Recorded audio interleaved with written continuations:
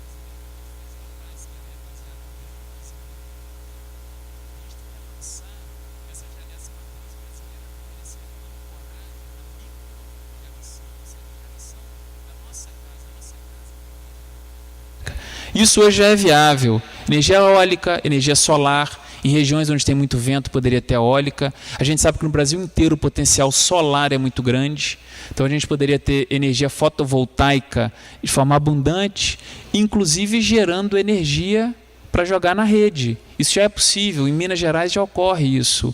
Você instala na sua casa um sistema fotovoltaico, gera a energia para o seu consumo e a energia excedente você injeta na rede e outras pessoas vão poder consumir. O que falta? Alguns incentivos. Por exemplo, o ICMS. Quando você começa a gerar energia na sua casa, você é visto como um grande gerador de energia. Um absurdo, né? Você paga ICMS. E aí, não é vantajoso, mais rentável, não é, digamos, não é um incentivo, é um desincentivo, é um desestímulo a esse tipo de alternativa que ela seria mais sustentável. Então, ou seja, avançar nessa discussão, por exemplo, de retirar o ICMS da microgeração, da pequena geração em casa, onde a pessoa não tá buscando lucro, não, ela está buscando usar a casa dela e o excedente poder ser usado na na rede. Isso já é realidade em algumas cidades em Minas. Em Minas, o ICMS da microgeração já caiu. No Rio de Janeiro, eu não me lembro se já caiu, mas alguns estados brasileiros já estão adotando essa retirada do ICMS para microgeração, para não ser cobrado, taxado o pequeno gerador como se fosse uma grande empresa, né? E também políticas de incentivo, porque poderia haver linhas de financiamento específicas para que as pessoas, eu, vocês, a gente pudesse entrar num banco, pegar um financiamento a juro baixo para instalar na nossa casa esse sistema. A prefeitura, por exemplo, poder público, poderia estar trabalhando com bancos públicos para estar fazendo isso e indicar um caminho de energia renovável. O aumento da capacidade de adaptação e resiliência das populações que habitam a cidade. Como eu falei anteriormente, a desigualdade social e essa disparidade no acesso à infraestrutura, à educação, aos serviços básicos de saúde, de saneamento básico, já indicam grupos populacionais que são mais vulneráveis a eventos climáticos extremos e eventualmente a mudança do clima. Independentemente da mudança climática, a gente sabe que eles já são mais vulneráveis. Então, políticas que busquem fortalecer esses grupos, trazendo eles para dentro do debate, eles também participarem do debate de como que eles poderiam melhorar a sua capacidade de adaptação e de resiliência, seria já também um avanço em termos de política pública relacionada à educação, saneamento básico, infraestrutura, gerenciamento de riscos, financiamento. E, a meu ver, essa discussão ela tem que partir conjuntamente com a população. Também não vejo potencial de sucesso quando essas políticas são definidas de cima para baixo. Então, a discussão do poder público com a população para essa definição, ela é fundamental. Então, avançando já para o final, soluções que preconizem o nível local, regional. A gente sabe que aqui é abundante o sol, vento, tem uma riqueza de ecossistemas impressionante. A criatividade local é grande, a gente sabe que tem diversas instituições aí de pesquisa, instituições de nível superior, e mesmo instituições técnicas, escolas e outras instituições que, digamos, não vinculadas à educação, mas que também geram a produção de inovação, que podem estar contribuindo na formação, digamos, desse repertório de opções que Ilhéus e a região toda poderia estar se inserindo, né? E nessa discussão como um todo, então, política municipal de mudanças climáticas também é algo que seria um avanço para a região. A gente sabe que existe a Política Nacional de Mudanças Climáticas, foi implementada em 2009. O estado da Bahia, eu não me lembro se já tem uma política estadual de mudanças climáticas, mas vários municípios do Brasil já apresentam uma política de mudanças climáticas municipal que poderia já indicar alguns caminhos nesse tratamento desse problema. Por fim, foi bem participativo, isso ficou à vontade lá na Câmara de Deputados para que a gente pudesse contribuir com isso. Foi, exatamente. Eu me lembro, eu participei também de algumas etapas, a política nacional, a gente teve o Ministério do Meio Ambiente que estava à frente disso, que conduziu esse processo, então teve várias etapas de participação para enviar sugestões e tal.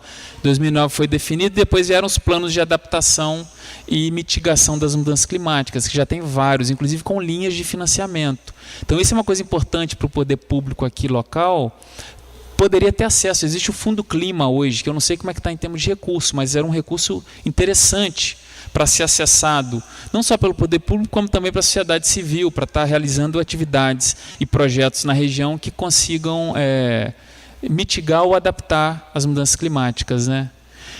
Já encerrando, então, eu trouxe esse gráfico que mostra para a gente ali o Índice de Desenvolvimento Humano, IDH, que leva em conta a saúde, educação, longevidade, ajustado à desigualdade social de todos os países, diversos continentes. E lá do outro lado a pegada ecológica, que é o quanto cada ser humano consome para sobreviver, em termos de hectares planetários. Quanto em média, por exemplo, nós aqui brasileiros consumimos do planeta para manter as nossas necessidades, a nossa vida da forma que a gente leva. Roupa, alimentação, consumo, quem tem carro, quem não tem. É uma média, né? Mas mostra para a gente para onde a gente está indo, né? Olha os Estados Unidos lá em cima.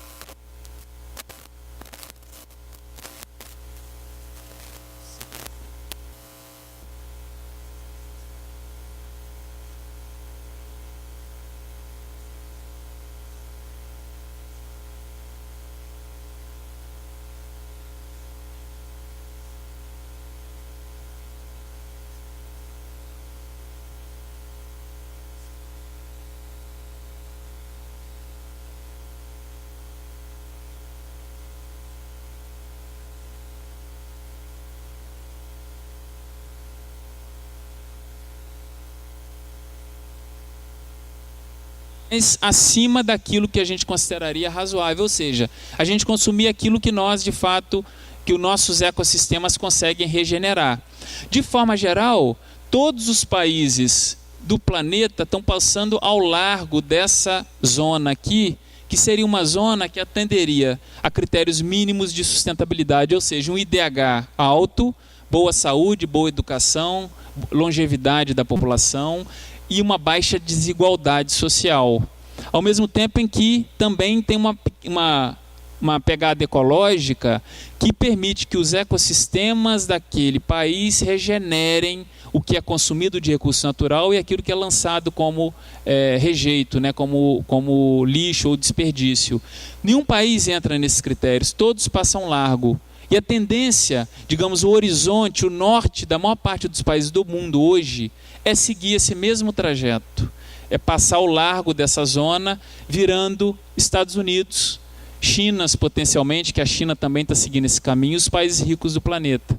Então a questão que fica, a gente quer seguir esse caminho, a gente quer seguir essa rota, ou a gente quer alterar essa rota, e para isso a gente vai ter que ter uma série de desafios que já estão colocados, a gente vai ter que resolver, ao mesmo tempo em que também nós devamos ceder em algum momento para ter algum tipo de avanço nessa discussão da sustentabilidade. Bom, agradeço, é isso que eu tinha para tratar com vocês. Nós aqui agradecemos, professor. Enquanto vocês pensam aí na pergunta, só para lembrar o pessoal que está chegando aí dos outros planetas, porque a gente atinge aqui vários... Quantos já temos uns 10 mil aí ouvintes, né, Rui? Então, só para lembrar os ouvintes,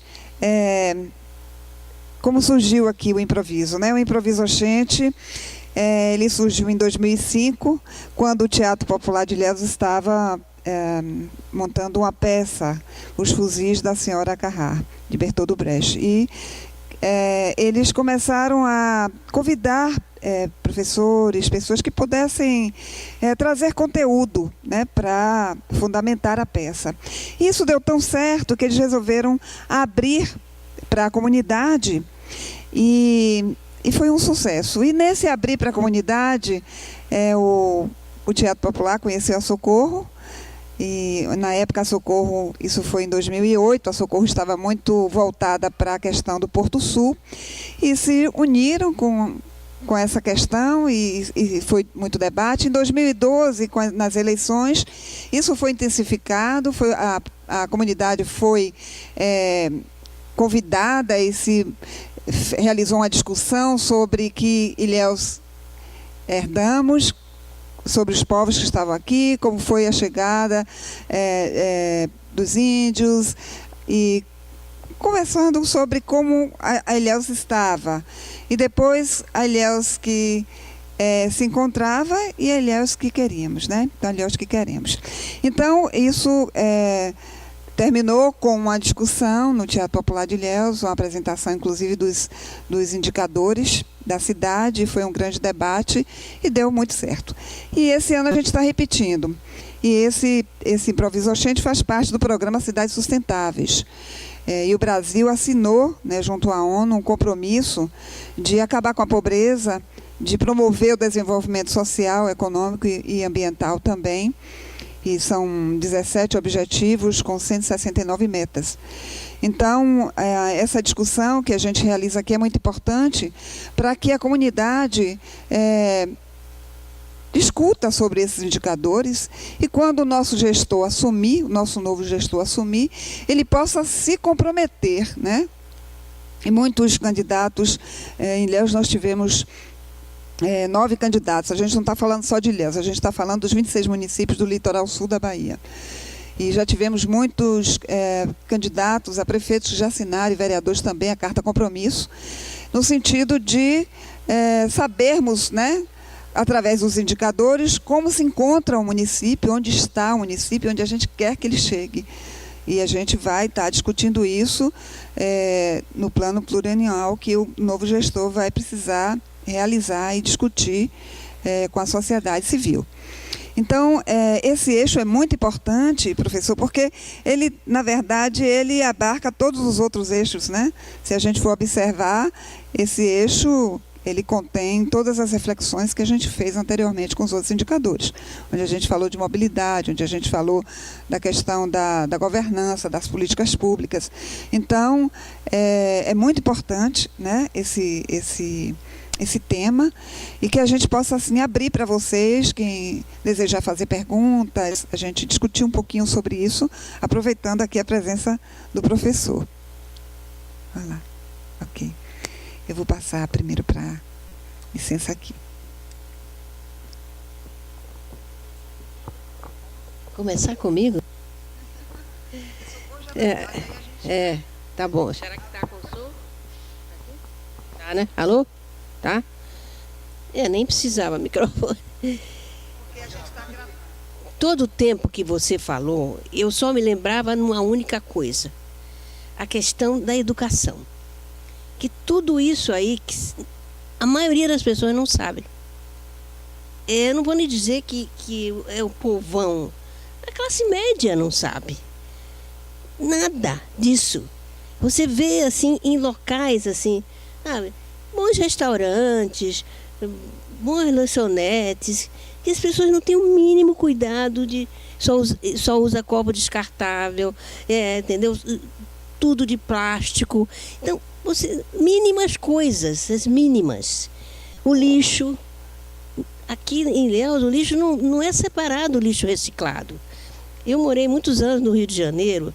A gente, lá na rua onde eu morava, até hoje, meu filho mora na mesma casa, tem o lixo reciclado, que a prefeitura que recolhe no sábado, a gente junta a semana inteira.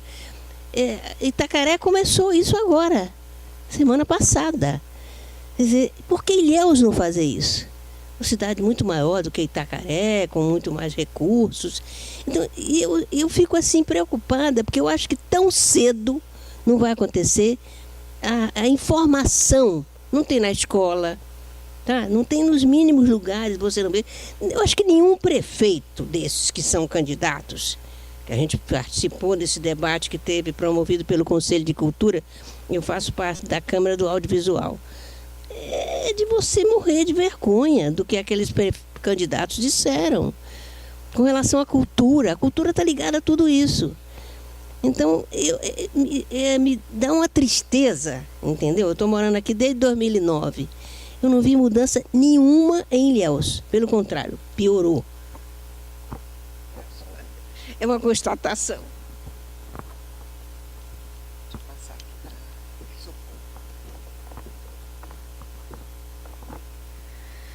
Querida Marialva, eu vou te decepcionar quanto à mudança de Ilhéus, porque em 2012 o Instituto Nossa Ilhéus foi fundado, mudou muita coisa. Não, muitas outras coisas aconteceram, vêm acontecendo, e às vezes a gente nem percebe, mas há uma mudança, principalmente uma mudança com relação à população, né? À sociedade civil, que começa a perceber a importância dessa formação. E quando a gente fala em povão que não sabe, não é não. Você chega, você conversa com doutores que não são especialistas no tema, e eles ignoram muito, eles não sabem o que é ser cidadão.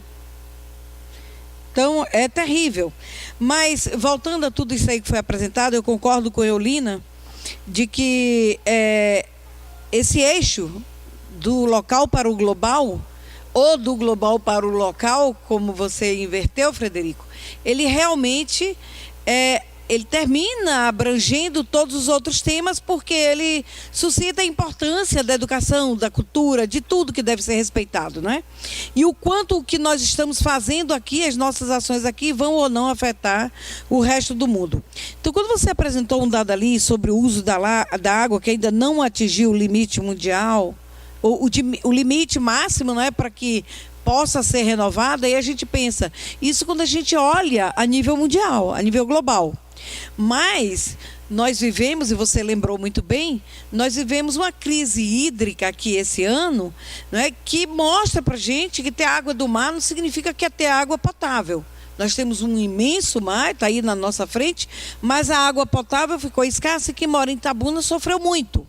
Nós tivemos casos de morte em Itabuna, de brigas de facada, disputando a água do caminhão, pipa, em Itabuna. Aqui foi uma loucura, porque todo mundo começou a querer cavar poço em Ilhéus e foi uma loucura. Ilhéus abastece Ilhéus, abastece Itabuna, abastece Uruçuca. Então são 3 municípios para dar conta. E não é fácil. E as pessoas começam a brigar e a não querer permitir que o itabunense pegue água de Ilhéus. Eu digo, olha que loucura.